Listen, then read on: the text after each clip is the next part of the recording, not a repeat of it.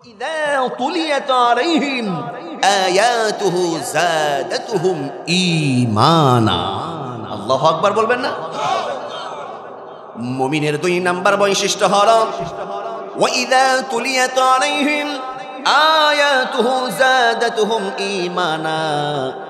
মুমিন যারা হবে তাদের সামনে কোরআন তেলাওয়াত করলে আয়াতুহু আল্লাহর আয়াত তাদের সামনে বললে মুমিন কখনো স্থির থাকতে পারে না। মুমিনের ঈমানটা একজন বাড়িয়ে দেয়, বলুন তিনি কে? মুমিনের তাহলে দুই নম্বর বৈশিষ্ট্য হলো ওয়াইযা তুলিয়াত আলাইহিম আয়াতুহু زادتهم إيمانا। এই যে কোরআনের টান শুনে আপনার অজান্তেই মুখ থেকে আল্লাহু আকবার বের হয়ে গেছে, ঠিক না ব্যাটি? এটাই হলো ঈমানটা বেড়ে গেছে, বলি আল্লাহু আকবার। মুমিন কোরআনের আয়াত, কোরআনের তেলাওয়াত যত সরে মুমিনের ঈমান তত, মুমিনের ঈমান তত। এই যে জালসা মাহফিলগুলো, ওয়াজ মাহফিলগুলো, কোরআন থেকে তাফসির করা হয়, এই যে বাচ্চাগুলো, আমার মুমিন ভাইয়ের এই যে মাদ্রাসার বাচ্চাগুলো কত সুন্দর তেলাওয়াত করলো, শোনালো, দরদির আমাদেরকে খারাপ লাগলো? কিন্তু অসংখ্য পাবলিক আছে, ওরা বলবে জালসা মাহফিল করে কি হবে, ও দরকার নাই, ঠিক না ব্যাটিক? আছে না? বোঝা যায় যে এদের কোরআন তেলাওয়াত শুনতে ভালো লাগে না, মানে ঈমানের মধ্যে কি ঢুকেছে? ভাইরাস ঢুকেছে। কি ঢুকেছে? ভাইরাস ঢুকেছে। দরদিরা আমার, এই কোরআনের তেলাওয়াত মুমিনরা যত শুনবে তত ভালো লাগে। আমার কথা শুনুন। আচ্ছা বলুন তো, আপনাদের এই মসজিদে নগরপাড়া আল আকসা জামি মসজিদে 5 ওয়াক্ত নামাজ হয়, ঠিক না ব্যাঠিক? আর আশেপাশে যতগুলো মসজিদ রয়েছে, আমার জিয়া ভাই গোলজার বাগে নামাজ পড়াই, আমি হরেগ্রাম বাজারে খেদমতে আছি, আমি বুঝাতে চাচ্ছি যত মসজিদ আছে মসজিদে প্রত্যেকটা ইমাম সাহেব যখন নামাজ পড়ায়, প্রতিদিন যখন নামাজ পড়ায়, বলুন তো আল্লাহু আকবার তাকবীরে তাহরিমা বেদে সর্বপ্রথম কোন সূরা তেলাওয়াত করে? সূরা ফাতিহা তেলাওয়াত করে। আচ্ছা বলুন তো, এই কোরআন শুনতে আমাদের কি মন্দ লাগে? কোরআনের কি মজা! আজ থেকে 1400 বছর আগেই সেই পুরানো কোরআন কেউ কি একদিনও বলেছে হুজুর নগরপাড়া নতুন মসজিদ আমরা করেছি? খবরদার, সব জায়গায় প্রথমে সূরা ফাতিহা পড়ে। আপনার প্রথমে এত ছোট সূরা ফাতিহা পড়ার দরকার নাই, আপনি প্রতিদিন আগে সূরা বাকারা নাহলে সূরা ইয়াসিন পড়বেন। সূরা ফাতিহা পুরাতন হয়ে গেছে, বাদ দেন। কেউ কি বলে? কেউ কি বলে এটা কোরআনের মজাটা কার? কিন্তু বাংলাদেশে কত গান বাজনা আসলো, কত ধরনের গান আসলো, ওরে বাপ রে বাপ! এই গানগুলোর জনপ্রিয়তা, ভালো লাগা কি আছে? কিছুদিন আগে আমরা যখন ছোট ছিলাম তখন এক ধরনের গান আমরা শুনতে পেতাম, এই আম্মা জান, আছে না? এই গানের জনপ্রিয়তা কি এখন আছে? তারপরে শোনা যেত আকাশেতে লক্ষ তারা, চাঁদ কিন্তু একটা রে ইয়া। এই গান কি এখন আছে? এই গানও গেছে, কিছুদিন পর আসলো ও পিয়া, গেল না? পিয়াও গেল, গেল না? তারপরে আসলো কাঁচা বাদাম, ঠিক না ব্যাটি? যখন আসে তখন একটা জনপ্রিয়তা ছিল কি ছিল না? এখনো সেই জনপ্রিয়তা তো আছে নাকি গেছে? আমি এটাই বুঝাতে চাই, কোরআন হলো সেই কোরআন, লক্ষ লক্ষ শত শত বছর পার হয়ে যাবে, কিন্তু ইমানদারের কাছে এই কোরআনটা কখনো পুরানো হবে না, বলি না আল্লাহু আকবার। এই জন্য আল্লাহ বলছেন ওয়াইদা তুলিয়াত আলাইহিম আয়াতুহু যাদাতুহুম ঈমানা। ইমানদারের সামনে যখন তেলাওয়াত করা হয়, ঈমান তখন স্থির থাকে না। কোরআনের তেলাওয়াত শুনলে মুমিন যারা হবে তাদের ঈমানটা বাড়িয়ে দেয় একজন, তিনি কে? দরদিরা আমার খেয়াল করুন, 8 নম্বর সূরা সূরাতুল আনফালের 2 নম্বর আয়াতের সর্বশেষ অংশে আল্লাহ পাক মুমিনের 3 নম্বর কোয়ালিটি বৈশিষ্ট্যর কথা বলছেন, ওয়া আলা রাব্বিহিম ইয়াতাওয়াক্কালুন।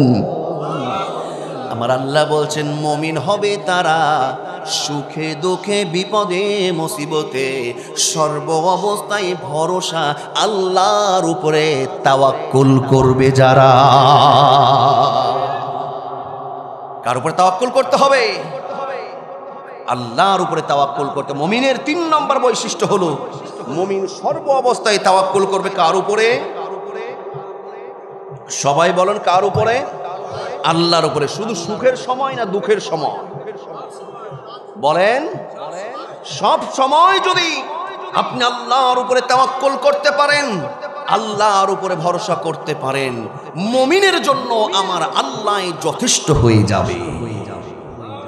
শুধু যথেষ্ট নয়, আপনি সুখের সময় দুঃখের সময়ও যদি আপনি আল্লাহর উপরে ভরসা রাখতে পারেন, আল্লাহ শুধু আপনার জন্য যথেষ্ট নয়, বরং ওই আল্লাহ পাক আপনাকে সম্মানিত করবে, আরো খুশি করে দেবে। বলি না সুবহানাল্লাহ।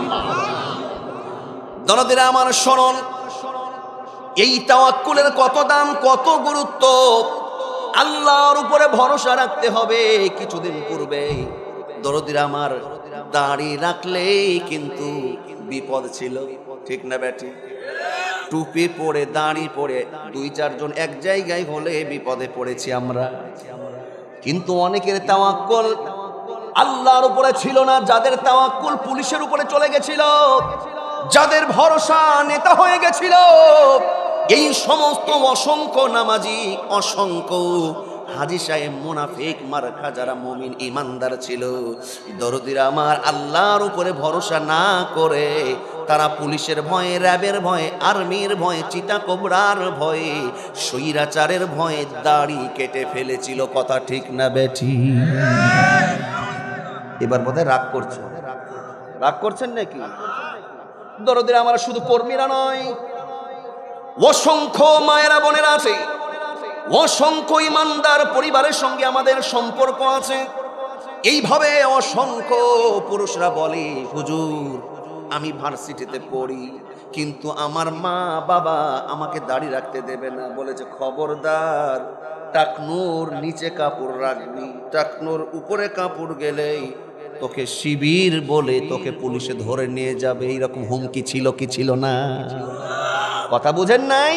অনেক বোন বলেছে যে পর্দা করা যাবে না, সময় খারাপ, সময় খারাপ, বোরখা পরার দরকার নাই। তার মানে পিতামাতা বলছে তুমি ন্যাংটা হয়ে তুমি ভার্সিটিতে যাও। শুনতে খারাপ লাগলেও বাস্তবতা ছিল কি ছিল না? আসতে বলবেন না, ছিল কি ছিল না? কিন্তু এই বাংলাদেশে হাজার হাজার ইসলামী আন্দোলনের কর্মী ছিল, ইমানদার মুসলমান ছিল, তারাই তো খাঁটি ইমান। যত বিপদ এসেছে, মুসিবত এসেছে, কিসের শিবির বলুক আর রাজাকার বলুক, আল্লাহর বিধান আল্লাহর উপরে ভরসা করে পালন করেই গেছে। আজকে তারা সম্মানিত হয়েছে। আওয়াজ দে বলুন, কথা ঠিক না বেঠি? আমরা দেখেছি তাওয়াক্কুল, আমাদের দেশের প্রধান যিনি ছিলেন তারও তাওয়াক্কুল আল্লাহর উপরে ছিল না। কথা বলুন, ঠিক না বেঠি? আপনাকে কষ্ট পাচ্ছেন, রাগ করছেন? কথা চালিয়ে যাব না দোয়া করে দেব? হ্যাঁ, আর কিছুক্ষণ বলবো তো দেখি উঠাউঠি শুরু হয়েছে। উঠবেন না, কিছু কথা বলছি যেন বুঝতে আপনাদের সহজ হয়। আমার ভাইয়েরা, কেউ উঠবেন না ইনশাল্লাহ। আর এখন যারা উঠবে, চুলকানি মুলকানি নাই, এখন যারা উঠবে বুঝে নিতে হবে আঘাত লেগেছে। রাগ করছেন? উঠা যাবে? দেখেন ডানে বাম থেকে কে উঠে, উঠলেই বুঝে নেবেন। আমি বোঝানোর জন্য বলছি, সর্ব অবস্থায় তাওয়াক্কুল হবে কার উপরে? আল্লাহর উপরে। মুসলমান দেশের প্রেসিডেন্ট হোক আর যেই হোক, সবকিছুর উপরে তাওয়াক্কুল থাকবে আল্লাহর উপরে। আর কিন্তু তাদের তাওয়াক্কুল, ওরে বাপ রে বাপ, 42 না 32 বছর ঠেকিয়ে ছাড়বে। কেন? তাদের আছে পুলিশ, তাদের আছে র্যাব, তাদের আছে আর্মি, তাদের আছে বিজিবি, তাদের আছে ইন্ডিয়ার ইন্ডিয়ার দাতা বাবুরা। কথা বলুন, ঠিক না বেঠিক? আল্লাহর উপরে তাদের তাওয়াক্কুল ছিল না, তারা শিরক করেছে। আল্লাহ ওয়াচিরে তাদেরকে ধ্বংস করেছে। কথা বলুন, ঠিক না বেঠিক? যে হুজুর এইগুলো কথা বলার কি দরকার? আমাকে নিজেও, আমি এই যে আয়াত রেস্টুরেন্টে, আমরা এই আশেপাশে 14-15 জন ইমাম সাহেব আয়াত রেস্টুরেন্টে গেছিলাম নাস্তা খেতে। কি খেতে? এই যে আয়াত রেস্টুরেন্ট, লোটাস কমিউনিটি সেন্টার, এই জায়গাটা রান্না বান্না খুব ভালো হয়, সবাই খাবে, টুপিওয়ালার হুজুররা খেতে যেতে পারবে না। আমরা ওইখানে 15 জন আশপাশের ইমাম মুয়াজ্জিনরা গেছিলাম। কয়জন? 15 জন। বাপরে বাপ, আমাদের নাস্তা পানি করছে। কিছুক্ষণের মধ্যেই আরে সর্বনাশ, 2 ভ্যান চলে আসে, এসে 15 জনকে অ্যারেস্ট। আমি বললাম যে আমি এই মসজিদে, পাশের মসজিদে ইমাম, বাজার মসজিদের না। আমি তো চিন্তা করলাম যে বলে যদি একটু ছাড় পাই, আমি এই বললাম যে এই যে পাশে এমপি সাহেবের মসজিদে, পাশের বাড়ি এমপি সাহেবের মসজিদের ইমাম, কত কথা। ওরে বাপরে, বলছে হুজুর হুজুর কোনো সমস্যা নাই, আপনি খালি আমাদের চলেন, উপর থেকে নির্দেশ, ওখানে চলেন। 15 জন সবাই নির্দোষ, সবকে নিয়ে গেল। কিছুদিন তার পূর্বে মাজেদা হোটেলে বোধহয় ঢাকাতে, এই সাহেব বাজারে আমার ওস্তাদ সমতুল্য, ওইখানেও 10-15 জনকে টুপিওয়ালা, অপরাধ হলো টুপি আছে দাড়িওয়ালা, অ্যারেস্ট করলো। অ্যারেস্ট করার পরে আমাদেরকে নিয়ে গেল। দরদিন আমার অপরাধ হলো একটা, দাড়ি আছে, টুপি আছে, ইসলামের পক্ষে চলি বলি, এটাই আমাদের অপরাধ। কথা বলুন ঠিক না ব্যাঠিক? কোরআনের পাখি সাইদি সাহেবকে দুনিয়া থেকে বিদায় করেছে, অপরাধ হলো একটা, উনি কোরআনের পক্ষে ছিলেন, কোরআনের কথা বলেছিলেন, কোরআন দিয়ে মানুষকে হকের পথে এনেছিলেন। বিধায় আজকে সে রাজাকার, বিধায় তাকে খুন করা হয়েছে। আপনি রাগ করেন না যা করেন, এটাই সত্য। আওয়াজ দিয়ে বলুন কথা ঠিক না ব্যাঠিক? ওই যে দেখেন তাওয়াক্কুল রেখেছিলাম, এখন সময়ের ব্যবধানে অনেক পুলিশ কি বলে জানেন? বলবো বলবো রাগ করছেন, পিছনে রাগ করছেন, বলে হুজুর আমার দাদাও শিবির করত, হুজুর আমার চাচা এইসব শিবিরের নেতা ছিল, এই ছিল সে। আমি সর্বনাশ, মুখের উপরে খালি বলতে পারছি না বা ঘষতে পারছি না, খালি মন বলছি এক ঘুষ মেরে ওর কথা মুখটু ভেঙে দিই। এইরকম কথা এখন দেখলেই, হুজুর আমিও শিবির করতাম এক সময়, এখন একটু। আপনি কি মনে করছেন? কি মনে করছেন? শুধুমাত্র রদ বদল হয়েছে, স্থান পরিবর্তন হয়েছে। কথা বলুন ঠিক না ব্যাঠি? সত্য কথা। তবে সবাই খারাপ না, সবাই খারাপ। লিডারদেরকে যারা পালিয়ে গেছে ওইগুলোকে ধরতে হতো আগে। এরা তো ছোটেরা হুকুমের দাস, ওইগুলোকে ধরতে হতো আগে। আমার বাবাজিরা শুনুন, আমি বলছিলাম ওয়ালা রাব্বিহিম ইয়াতাওয়াক্কালুন, সর্ব অবস্থায় ভরসা করতে হবে আল্লাহর উপরে। যারা এই ভরসাটা করতে পারবে, আমার আল্লাহ তাদের জন্য যথেষ্ট হয়ে যাবে। কোরআনের পাখি সাইদি সাহেবকে বিদায় করেছে, উনি স্বাভাবিক মৃত্যুবরণ করেছে নাকি মেরে ফেলা হয়েছে? আপনারা বোধহয় জানেন না, উনি কি স্বাভাবিক মৃত্যুবরণ করেছে নাকি ওনাকে শেষ করা হয়েছে? ওনাকে শেষ করা হয়েছে। মানে বাংলাদেশের সমস্ত মুফাসসির, কোরআনের পাখি সাইদি সাহেব বিদায় নিয়েছে, বাংলাদেশ থেকে বক্তারা সব বিদায় নিয়েছে। একটা কোরআনের পাখি গেছে, হাজার হাজার আমার মতন লক্ষ লক্ষ সাইদি সাহেবের উত্তরসূরি তৈরি হয়ে গেছে। বলি সুবহানাল্লাহ। আল্লাহর উপরে ভরসা করেছিল যারা, তাদেরকে দুনিয়া থেকে বিদায় করে অসম্মানিত করতে পারে না, দুনিয়া থেকে বিদায় নিয়েছে। তারপরেও তাদের মৃত্যুতে সম্মানে দরদের এত সম্মান বেড়েছে। শুধু ইমানদার মুসলমানরা নয়, সারা পৃথিবীর অসংখ্য কাফের বেঈমানরাও সাইদি সাহেবের জন্য চোখের পানি ফেলেছে। কথা বলুন ঠিক কিনা? এটাই হলো সম্মান। দরদের আমার শরণ বলছিলাম, সফল মুমিন, প্রকৃত মুমিনের বৈশিষ্ট্য কয়টি? 1 নম্বর হলো আল্লাহর বিধান শুনলে ভয় কাঁপতে থাকবে। 2 নম্বর কোরআনের তেলাওয়াতে ঈমান বাড়বে। 3 নম্বর হলো সুখে দুঃখে বিপদে মুসিবতে সর্ব অবস্থায় একজনের উপরে তাওয়াক্কুল করতে হবে। তিনি কে? অনেক মহিলাদের প্যান্ডেল আছে নাকি? আছে। মা বোনরা দেখবে অনেক সময় নিরাশ হয়ে যায়, নাশুকরি করে যে কি হবে আমার জীবনে, কি পেলাম। তখন অনেক সময় স্বামীকে নাশুকরি করে, স্বামীকে অত্যাচার করে, স্বামীকে এই বলে সেই বলে, পাশের ভাবি কত কি হলো, কত কি হলো, সোনা গহনা কলঙ্কার বাড়ি গাড়ি সব হয়ে গেল, তোমাকে দিয়ে ছাই কিছুই হয়ে যায়। এই যে নাশুকরি করে, আল্লাহর উপরে ভরসা হারিয়ে ফেলে। তখন স্বামী যখন এই কথা বলেছে, তখন কি করে হাবিলদার বা চৌকিদার, তখন চিন্তা করে বউকে খুশি করতে হবে, তখন সুদ খায়, ঘুষ খায়, কুকুরের মুত খায়। কথা বলুন ঠিক না ব্যাঠি? অন্যায় পথে হাত বাড়ায়। এই মা বোনদেরকে বলে, ও মা বোনেরা, আপনারা ভরসা রাখবেন আর আপনি আল্লাহর উপরে। একজনকে পৃথিবীতে যাকে খাইয়ে আল্লাহ পাক বাঁচিয়ে রেখেছে, আর যাকে না খাইয়ে আল্লাহ পাক বাঁচিয়ে রেখেছে। কাউকে রেখেছে আল্লাহ পাক গাছতলায়, কাউকে রেখেছে গাছতলায়, কিন্তু গাছতলা আর দশতলা সবাই আমরা একজনার বান্দা, একজনার গোলাম। বুঝে থাকলে বলুন তিনি কে? তাহলে এই ব্যবধানটা কেন? এই দুনিয়াটা আমার আল্লাহ পাক শুধু পরীক্ষার জন্য পাঠিয়েছে। কথা বলুন ঠিক না ব্যাঠে? লম্বা করব না, শেষের দিকে যাচ্ছি, শুনুন। আল্লাহ সুবহানাহু ওয়া তাআলা তিনি এবার বলেন 4 নম্বর বৈশিষ্ট্য হলো আল্লাযীনা ইউকিমুনাস সালাহ।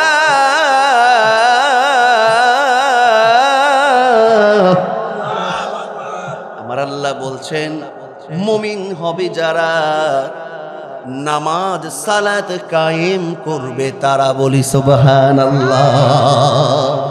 ও মুসলমান, নামাজ পড়ার দরকার আছে না নাই? সবাই বলো নামাজ পড়ার দরকার আছে না নাই?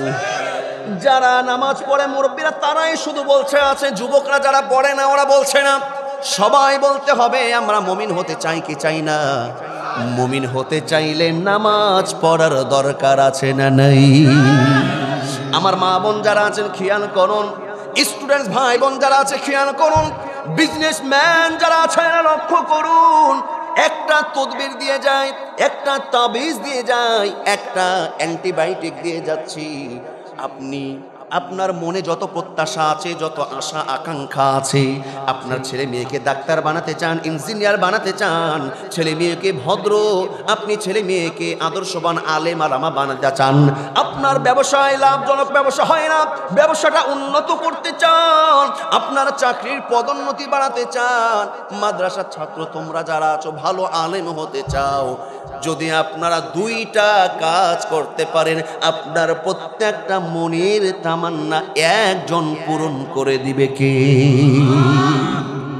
আমার আল্লাহ বলেন সূরাতুল বাকারার 2 নম্বর পারার 2 নম্বর পৃষ্ঠার শেষ থেকে 3-4 লাইন উপরে আল্লাহ বলেন ইয়া আইয়ুহাল্লাযীনা আমানু ইসতাঈনু বিস-সাবরি ওয়াস-সালাহ ইন্নাল্লাহা মা'আস-সাবিরিন। আমার আল্লাহ রাব্বুল আলামিন বলে হে ঈমানদারগণ, হে ঈমানদারগণ, ধৈর্য এবং সালাতের মাধ্যমে 1 নম্বর হলো ধৈর্য থাকা লাগবে। কি থাকা লাগবে? সবাই বলেন কি থাকা লাগবে? আর আমরা আল্লাহর কাছে একটা প্রার্থনা করি, দোয়া করি, দোয়া করার পরে টেনশন শুরু হয়ে যায়। সবাইকে দেয়, আল্লাহ আমাকে দেয় না, দেখতে পারে না, এই সেই কত ধৈর্য, ঠিক না ব্যাঠি? 2টা কাজ কেউ যদি করতে পারে, ধৈর্য এবং সালাত, 2টা কাজ কেউ যদি করতে পারে, ধৈর্যের সাথে সালাত পড়বে এবং আল্লাহর কাছে ধৈর্যের সাথে প্রার্থনা করবে, মনের যত তামান্না আছে আল্লাহর কাছে বলবে। সাহাবা আজমাইনদের এমনও ঘটনা পাওয়া যায়, জুতার ফিতাও যদি ছিঁড়ে যেত, নামাজের মাধ্যমে একজনের কাছে সাহায্য চাইতো। বলুন তো কে? দরদের আমার, যার যেটা প্রয়োজন নামাজ এবং ধৈর্যের মাধ্যমে সবর এখতিয়ারের সাথে আল্লাহর কাছে যদি দোয়া করতে পারেন, আল্লাহ পাক আপনাকে নিরাশ করবে না। মুমিনের কয়টা বৈশিষ্ট্য গেল? 4টা। সর্বশেষ 5 নম্বর বৈশিষ্ট্য হলো আল্লাযীনা ইউকিমুনাস সালাতা ওয়া মিম্মা রাযাকনাহুম ইউনফিকুন।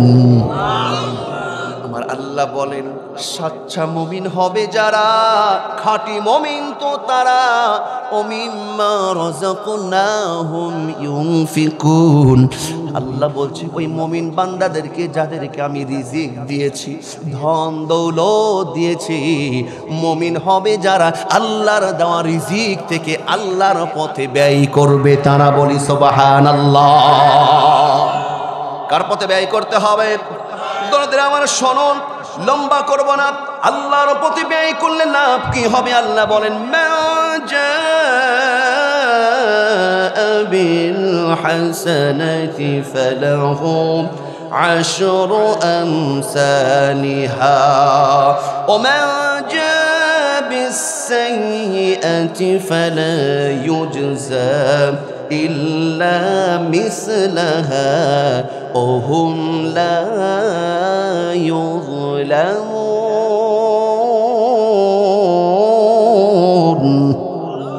আমার আল্লাহ বলেন একটা নেক আমল করলে, একটা নেক কাজ করলে, আল্লাহর রাস্তায় দান করা এটাও বদ কাজ না নেক কাজ? একটা নেক কাজ করলে আল্লাহ পাক তার বদলতে বান্দা একটা নেক আমল করবে, একটা নেক দান করবে, আমার আল্লাহ তাকে 10 গুণ প্রতিদান দেবে। বলি সুবহানাল্লাহ। আল্লাহর রাস্তায় 100 টাকা দান করলে কত টাকা পাওয়া যায়? কমপক্ষে 10 গুণ, তাহলে হলো কত? 1000 টাকা। বলি আল্লাহু আকবার। আর আওয়াজ দে বলি আল্লাহু আকবার। দরদির আমার, শেষ কথা, শেষের দিকে চলে যাচ্ছি। একজন ভাই উঠবেন না, কথা দেন উঠবেন না, আমি আলোচনা শেষ করে নি। আর একটু ফিনিশিং কথাটা শুনবেন তো ইনশাআল্লাহ। সবাই থাকবেন, আমাকে ওয়াদা দেন, একজন উঠবেন না। হাত তুলেন কে কে। 5-10 মিনিটের মধ্যে শেষ করব, সবাই থাকবেন, একজন উঠবেন না, বলে ইনশাআল্লাহ। আল্লাহর নবী, বিশ্ব নবী, আল্লাহর নবী সালমান ফারসি, নবীজির সাহাবী, নাম কি? আওয়াজ দিয়ে বলে নাম কি? সালমান ফারসি রাদিয়াল্লাহু তাআলা মুরব্বী সাহাবী। সাহাবীকে দিয়ে আল্লাহর নবী কিছু ফল দিয়ে পাঠিয়েছেন নবীজির জামাই আলী রাদিয়াল্লাহু তাআলা আনহুর বাড়িতে। কার বাড়িতে? নবীর জামাইয়ের বাড়িতে। সালমান ফারসি দেখলো নবীজি 10টি ফল দিয়েছে। এই 10টি আনার বা 10টি ফল বা বেদানা, 10টি ফল ঝাঁকাই দিয়েছে। সালমান ফারসি চিন্তা হচ্ছে সর্বনাশ, 10টা কেন গনে গনে নবীজি দিল? সালমান ফারসি চিন্তা করছে এর পিছনে কোনো রহস্য কারণ আছে। এই চিন্তা করছে না, এই রহস্যটা উদ্ঘাটন করার জন্য আমাকে একটা কৌশল অবলম্বন করতে হবে। কৌশলটা কি?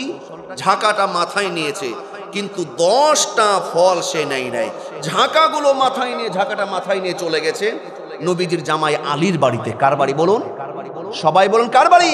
আলী রাদিয়াল্লাহু তাআলার বাড়িতে। বলছে আলী তাড়াতাড়ি দরজা খোলো, আমার মাথা তো গেল। কি হলো?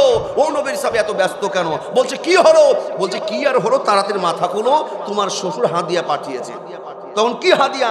হাদিয়া নামিয়েছে। হাদিয়া নামিয়ে চিন্তা করছে হযরত আলী রাদিয়াল্লাহু তাআলা, তাদের ঈমান, তাদের বিশ্বাস এতটা পরিপূর্ণ ছিল, সে বাড়িতে আসার আগে একটা ফকির, একটা মিসকিনকে একটা আনার, একটা দান সে দিয়ে এসেছিল। একটা রাস্তায় ফকির এক মিসকিনকে, ফাতেমা রাদিয়াল্লাহু তাআলা অসুস্থ ছিল, আনহা অসুস্থ ছিলেন, আনার খাবো বলে বাজারে গেছিল। এই ছেলে বসো, কোথায় আছো? বসো, বসো, বসো। একজনে উঠাউঠি করা যাবে, বললাম 5-6 মিনিট, আবার উঠাউঠি। সালমান ফারসি যখন এই ঝাঁকা নিয়ে যায়, দরদির আমার, এই অবস্থায় তার পূর্বে রাস্তায় হযরত আলী একজন মিসকিনকে একটা আনার হযরত ফাতেমা রাদিয়াল্লাহু তাআলা খেতে চাচ্ছিল। সেই আনারটা ফকিরকে পর্যায় করে প্রথমে অর্ধেক, পরে গোটাই দান করে দিয়েছে। দরদির আমার, এবার বাড়িতে যখন আলী এসেছে, আলী কাররামাল্লাহু ওয়াজহু সালমান ফারসির মাথা থেকে যখন ঝাঁকা নামিয়েছে, তাদের বিশ্বাস ভরসা কত ছিল! আমার আল্লাহ বলছেন মান জাআ বিল হাসানাতি ফালাহু আশরু আমসালিহা। একটা নেক আমল করলে 10 গুণ বাড়িয়ে দেয়। এবার সালমান ফারসির ঝাঁকা নামিয়ে হযরত আলী রাদিয়াল্লাহু তাআলা সে আনারগুলো, ফলগুলো গুনতে শুরু করছে। 1 2 3 4 করতে করতে আলী দেখছে ফল আছে 9টি। কয়টি? সবাই বলুন কয়টি? 9টি আছে। হযরত আলী ঝাঁকাটা আবার সালমান ফারসির মাথায় তুলে দিচ্ছে, বলছে ও সাহাবী আপনি ভুল জায়গায় এসেছেন, আমার শ্বশুর আব্বা আমাকেই দেয় তাই নাই। বলছে না, তোমাকেই দিয়েছে। তখন বলছে আমার কাছে যদি পাঠাই 9টা কেন, আমার কাছে আসলে নিঃসন্দেহে 10টা থাকতে হবে। বলি সুবহানাল্লাহ। তার কারণ কিছুক্ষণ পূর্বেই আমি আল্লাহর রাস্তায় একটা আনার দান করে এসেছি। আমার বিশ্বাস আমার আল্লাহ কম পক্ষে দিবে কয় গুণ। সালমান ফারসি ডাক দেয়া বলে আলী রে, ও নবীর জামাই আলী, তোমার শ্বশুর আমাকে 10টা আনার দিয়েছিল। ও আলী রে, আমার মধ্যে সন্দেহ জেগেছিল, নিঃসন্দেহে এর মধ্যে কোনো রহস্য আছে। ও আলী, এই রহস্য উদ্ঘাটনের জন্য আমি একটা আনার চাদরের মধ্যে ঢুকিয়ে রেখেছি। ও আলী, এই যে নাও নাও, 10টাই আনার তোমার শ্বশুর বিশ্ব নবীজি তোমাকে দিয়েছে। বলি সুবহানাল্লাহ। যাদের হৃদয়ে আছে আল্লাহর ভয়, তারা কভু পথ ভুলে যাই না। আল্লাহর প্রেম ছাড়াই দুনিয়ায় কারো কাছে কোনো কিছু চাই না, কারো কাছে কোনো কিছু চাই না, কারো কাছে কোনো কিছু চাই না। বলি মারহাবা। আরো আওয়াজ দে, বলে মারহাবা। আমার ভাইরা, আমরা খুব সংক্ষেপে শুনলাম মুমিনের বৈশিষ্ট্য কয়টি? 5টি। মনে থাকবে? বসো। মনে থাকবে কয়টি? 5টি বৈশিষ্ট্য। 1 নম্বর হলো আল্লাহর আইন, আল্লাহর কোরআনের কাছে, বিধানের কাছে ভয়ে অন্তরটা কাঁপতে থাকবে। 2 নম্বর, কোরআনের তেলাওয়াত শুনলে মুমিনের ঈমান বেড়ে যাবে। 3 নম্বর, মুমিন সর্ব অবস্থায় ভালো মন্দে তাওয়াক্কুল, ভরসা করবে কার উপরে? 4 নম্বর, মুমিন নামাজ পড়বে। 5 নম্বর, আল্লাহর দেওয়া রিজিক ব্যয় করবে কার রাস্তায়? আল্লাহর রাস্তায়। এই 5টা কাজ করবে যারা, 3টা পুরস্কার পাবে তারা। আমি সেই পুরস্কারের দিকে যেতে চাচ্ছি না। আল্লাহ পাক কোনোদিন কবুল করলে আবার ইনশাল্লাহ সেইটা 3টা চমৎকার পুরস্কার, সেই পুরস্কারের দিকে আমরা যাব। যে 3টা কি পুরস্কার? ধরদিন আমরা এখন দুয়ার দিকে এগোবো। তবে শুনুন, একজন ভাই উঠবেন না, আমাকে ওয়াদা দিয়েছেন। আমি একটা বিষয় বলতে চাই, আমার বিশ্বাস এইখানে যারা বসে আছে নিঃসন্দেহে এত গভীর রাত পর্যন্ত বসে আছে, এটাই প্রমাণ করেছে আমরা মুমিন মুসলমান। কথা বলুন, ঠিক না বেঠিক?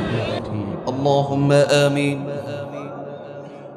ربنا ظلمنا أنفسنا وإن لم تغفر لنا وترحمنا لنكونن من الخاسرين ربنا إننا سمعنا مناديا ينادي للإيمان أن آمنوا بربكم فآمنا ومولاي كريم সবুজ শ্যামলা সুফলা রাজশাহীর মহানগরীর মধ্যে অবস্থিত নগরপাড়া আল আকসা জামি মসজিদের উন্নতি কল্পে 3য় বার্ষিকী আজকের এই ওয়াজ মাহফিলের শেষ লঙ্গে স্বপ্নে মাবুদ, আমি গুনাহগার, তোমার প্রিয় বান্দাদেরকে নিয়ে হাজার হাজার টাকা দান করে সদকা কর। তোমার দরবারে ভিখারির মতন 2টি করে হাত তুলে ধরলাম। এত রাত পর্যন্ত মাবুদ গো, আমরা মাঠে বসে আছি। আমাদের কোনো উদ্দেশ্য নয়, আমাদের লক্ষ্য একটাই, তুমি আমাদেরকে ক্ষমা করে দাও। আল্লাহ, তুমি আমার দিকে লক্ষ্য না করে অসংখ্য আলেম ওলামারা হাত তুলে ধরেছে। আল্লাহ, হাফেজে কোরআনরা হাত তুলে ধরেছে, মই মুরব্বীরা হাত তুলে ধরেছে, অনেক আবেদা সালেহা তাহরা আমার মা এবং বোনেরা হাত তুলে ধরেছে। যার ওই দুহাত করা তোমার কাছে বেশি পছন্দ হয়, তার দোয়ার ওসিলাই আমাদের প্রত্যেকের জীবনের তামাম পাপগুলোকে মাফ করে দাও।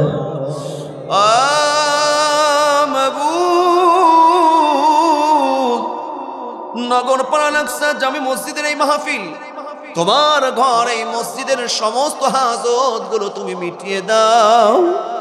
আল্লাহ, 1000, 2000, 10,000, 100, 200 করে যে যে পেরেছে দান করেছে। আল্লাহ, আগামীতেও যারা দান করবে মাবুদ গো, আল্লাহ প্রত্যেকের এই দান সৎকার ওসিলায় আমাদের প্রিয়জন মা বাবাগুলোকে তুমি মাফ করে দাও। আমাদের অনেকের মা কবরে, বাবা কবরে, অনেকের ভাই কবরে, বোন কবরে, অনেক বোনের স্বামী কবরে, অনেক ভাইয়ের স্ত্রী কবরে। আল্লাহ, আমাদের প্রত্যেকের মই মুরব্বী পিতা মাতা, আল্লাহ আত্মীয় স্বজন গুলোকে জান্নাতের মেহমান বানিয়ে নাও।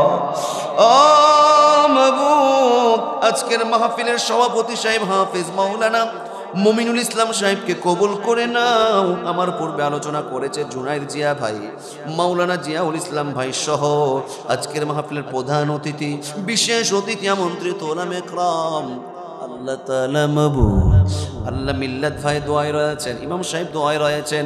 মেহেরবানি করে প্রত্যেকের মনের নেক মাকসাদ গুলো মিটিয়ে দাও। ও আল্লাহ, আমি জানি না কে কোন অভাবে আছে, আমি জানি না কে কোন বিপদের মধ্যে পড়ে আছে। প্রত্যেকের অভাব অনটন গুলো দূর করে দাও আল্লাহ। যারা অসুস্থ আছে প্রত্যেককে শিফা দান করো, প্রত্যেককেই আরোগ্য দান করো।